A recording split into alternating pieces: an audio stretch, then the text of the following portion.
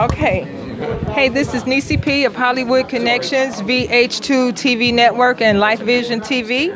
And we are here at the Internet Entertainment Network event today. I am here with Tony Clark and Marcus Robinson and Jason Pennock. And Jason. So, Marcus, tell me how you got involved in all of this.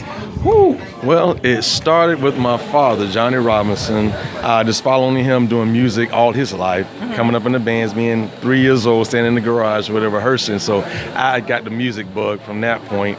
And going from that point, going from a rapping phase and teenagers with this young man, and then starting to do R&B and vocal with my group, and move up to Atlanta, sign deals and so forth, and got into production from that point, and taking it over from my father with the record label R&S Records. Okay, so you have a record label? Yes, R&S Records. Okay, so when did that start? Originally in 1980 with my father, and when he got the occupational license downtown. So from that point, he's had different artists locally, mainly one artist, J.J. Johnson, that did a major deal with Capitol Records. That was in the late 80s, 84. Okay. 84, yeah. So from that standpoint. So from that point, we're doing a lot of local stuff until now. I'm just getting a lot of the younger artists now. So before my father passed in 2016, what we've been working on is just trying to cope, and actually just a networking event. People like Jason coming in that can really be a big plug for a lot of major things to network people together so we can be noticed on a major level. So. Okay, so now you say dealing with young people. Young artists, yes. What about the older artists? As well. Are you working with them? Well, yeah, we do a lot of we do what we call cultivating. We have our group Act 3. We perform 4 to 6 nights a week, and we do a lot of development with it. So we have, other artists, that come in, and we featured last night. We had a young artist, Kira, that came in, and a lot of the younger artists tend to come in, more vibrancy. But we still have a lot of older artists, older artists that come in and within Act 3 and substitute as well. So yeah. So now you also said earlier that you're out of Atlanta. So what brings you to Florida? Coming back to Florida, I'm originally from St. Petersburg, Florida. Okay. So I moved to Atlanta. I was in 96. So just transitioning down for the past 3-4 years now. About 4 or 5 years now. Come back and forth. So yeah, I spent another year. I'm basically here most of my time anyway, so 80% of the time. So I'm here. Okay. So if a new artist wanted to reach you with your record label, how would they reach you? You can go to rnsrecords.com or either reach myself at 678-760-5238. Okay. Thank you so much. You're very welcome. Okay. Thank you. So Tony, Jason, I am going to get to you. But Tony, could you come over just a little bit? So we met at the last the Jobber event. Right. So tell me how you're involved in all of this. Well, being an artist myself, and I am also, I've been working with R&S Records for 25 years. And his dad groomed us to be good stewards in the entertainment marketplace. Okay. So being that, I learned so much about caring about not just money, but care about my genre, care about my music, care about the people that I work around, care about the marketplace, because without the marketplace, then how would I make money? Right. So with my passion for just caring for all the things that I see, I don't want to complain about not being this or not being that, but I figured out, or has sat to figure out how to do this and still be able to win. All the artists in this market looking for opportunity. I did the same thing. I looked for opportunity. I just so happened to get lucky. I found somebody who really wanted to do more with what we had. So my point now is, my involvement now is, I want to bring people together to conversate. Join the conversation. Let's talk about what's going on in the market. Let's talk about the project you're doing. Let's talk about what you're inspired to do. And when you put people in a room and they start to feel the energy of the other ones, the morale starts to push upward. And that's what we're doing today. That's what I'm doing always, is to uplift, to inspire. So are you promoting any artists? As a matter of fact, we are. We're promoting, and I say we, as in RNS Records, we're promoting young artists like Jay Camaro, which is his real name is Gerard Williams, Sierra Davis, a.k.a. Sierra Amora, Brittany Nesbitt, better known as Brittany Monet. Okay. So they're the three young artists, and you mentioned about older artists. Well, we got an older artist and just playing a song right now. Her name is Sojo. She had a hit record out a few years back in early 2000, and she came to us about helping her with her project. Okay. And we did. We took the reins and we're running now. She's up and running. She has she's on a radio show. Okay. That's airs every Friday night, and then she's also hosting at one of the local night lounges as well. So there we have some success with stuff, and it's due to all what the principle is. Care about people, working with people, doing what you can to make sure they okay. So Tony, are you also out of Georgia? Nope, You're here? St. Pete, St. home. Pete? Now I lived in Atlanta for a little while, but Okay. I just can't take that driving back and forth. I understand. Okay, so if someone wanted to get in touch with you to say if they have some music or project that they'd like to have you Oh, produce, by all means. how would they reach you? Well, you can look me up on Facebook. I'm Tony Big T Clark, or either you can go to Groove Hub Nation. Either or. Groove Hub Nation is my baby. That's where the entertainers get to dabble in marketing and promotion, and I'm a real hard person with artist development. Okay. So yeah, they can contact me. You can also call me sometime if you need be. My number is 727-290-7968. Tony, thank you so much for You're talking to welcome. me. I really appreciate it. We're going to kind of dibble and dab and talk to some of the other artists. By all means, I do have someone I want you to meet. This Okay. gentleman, he has also become part of my backbone. His name is Okay. Jason Pennock. He's a fantastic producer Okay. from California. Okay. LA just moved in our market, and he's getting in. He's getting work in. So is this Jason over in the corner? Yeah. Hi, Jason. Come on over. Hi. Tony just gave all the rave reviews about Oh, me. well, I feel the same way about Tony. Okay, can you guys scoot just a little I'm bit that here way? for the community, but I would say I'm mainly here because of him. Okay, Because of the so- quality of character that he has. So Tony says that you're from the West Coast. I am, yeah. Originally from Canada, Okay. from British Columbia. Then I moved to Los Angeles for 15 years. Produced records there.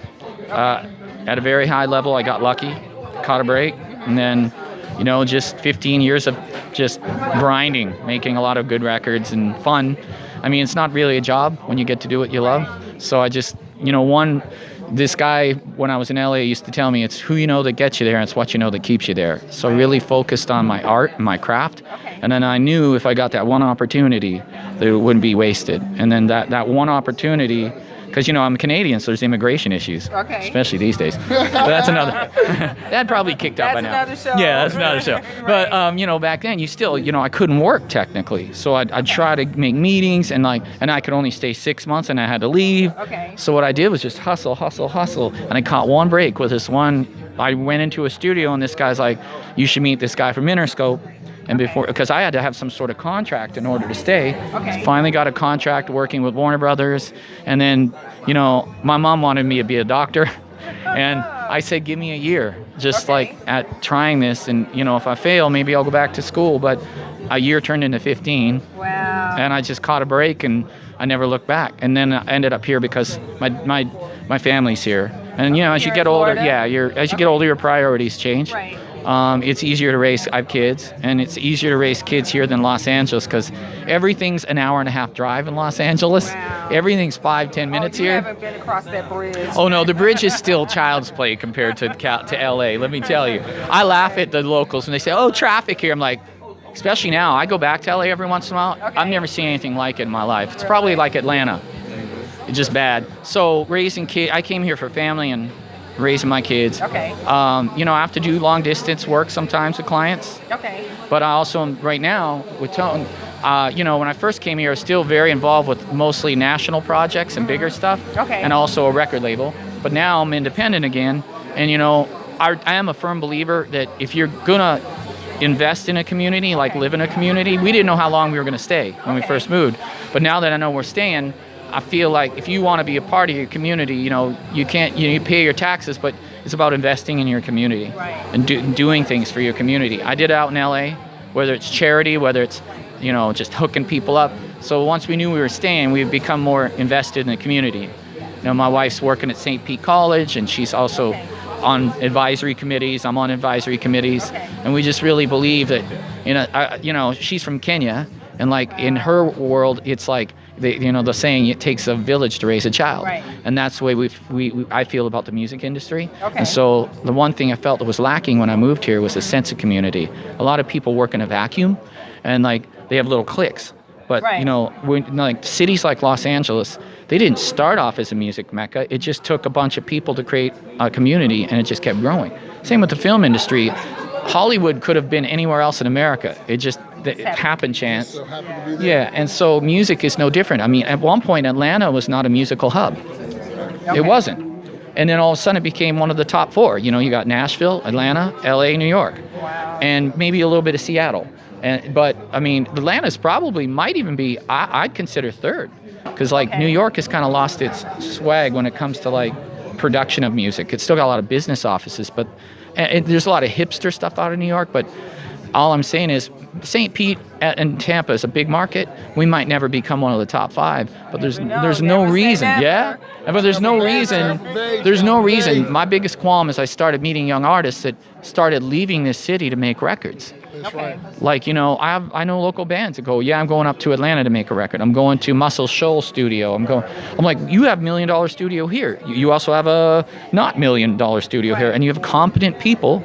And it's about us being more visible to the artists coming up, so they can see that there's competency and that they don't have to go out of the city to do it. And it generates revenue in the economy too. Like, local artist pays a local producer, and it's social media, and it's cyclical. You keep the money in the community. But I just really believe in it. Our last meeting, I said one of the biggest things, I can't take any credit for any of the big things that happened to me in LA. It was always because someone looked out for you. Nothing in your life rarely happens just because, it's all me. I did it all on my own. If you actually look at it closer, it's a lie. There was always someone in your life that helped you. And that's what I like about Tony, because he wants to help, especially the younger generation. Because you said the music market was flourishing a lot more in the earlier days, right? So how did you guys meet? How did Actually, it's funny. At one time, we had a younger artist that the guy he worked for, he was interested in, and we would go periodically to the studio with her. Back then, I ain't like him. I thought he was an arrogant prick. I love it. And that's why I like him, because he's honest. And then here years later, I go in with another artist, and I'm telling him, I say, I know I ain't gonna like this dude. I just know, man, he's so arrogant. And got in there, and we, in the midst of the project, we began to talk. Okay. His heart was shown then. I said, this guy's really passionate about what he does, and how all of us in this particular place could be a factor in making it successful. But we did. We talked about we just don't hold a lot of confidence because of how the artists are here. So we decided to band that together. That played in my mind for about 2 years now. Wow. That it's just something that played in my mind. I said, you know what? What the military does is when you got a bad situation coming out of one troop, guess what they do to us? Y'all got to go back to recertify, retrain. Okay. So it's called a TDY. So you send them back to TDY. We're going back into training. So that's what I'm doing now. Okay. I'm taking this and putting on my brain that I have to retrain my artists. Okay. With these events, and Jason and people like Marcus who are aspiring also to do bigger things with projects, we got to get these guys to start thinking business, big business. Right. See, they think so small. I'm gonna sell a CD out the trunk of my car, and I'm gonna be a millionaire. I'm like, dude, you don't have no clue. You know? I understand. Well, thanks you so much, you guys, for taking the time to talk to me. Like I said, we're going to kind of walk around and talk to some of the different artists that are here. But I really appreciate it, and I'm quite sure that this event is going to really it's going to really help a lot of people today. And it's not just for music; it's for Hollywood too. Right. For those who aspire to be actors, actresses, Film. all over the board. I invite everybody who wants to be in the entertainment community. We need everybody. Yes, True, we do. because they cross section. There's a cross section, right? Like, because people need music videos. So Right. even though it's music, that overall sense of community, even social media people, like, You. yeah, Oh, that's why I'm here. because you know, Lifeline. Lord knows there's not a lot of support outside the arts, so the arts community needs to support itself. Yeah. And you know, like I've always said, people like to help people that help themselves. So if we're helping ourselves, I think it's going to attract people around this community that would want to invest in our community. Well, that was one of the reasons that I wound up here talking to Tony and Marcus, because the idea of being able to inspire people and talk to them and help to them, and so that's why I'm here. That's awesome. That whatever we can do to just make it better. Here for the right You know? reason. Yeah, I'm here for the reason. Hey, Okay. one plug, y'all stay close. Keep your ear to the ground, because it's bigger and better things coming from us. MFN, Music Film Network. All righty. Thanks so much, you guys.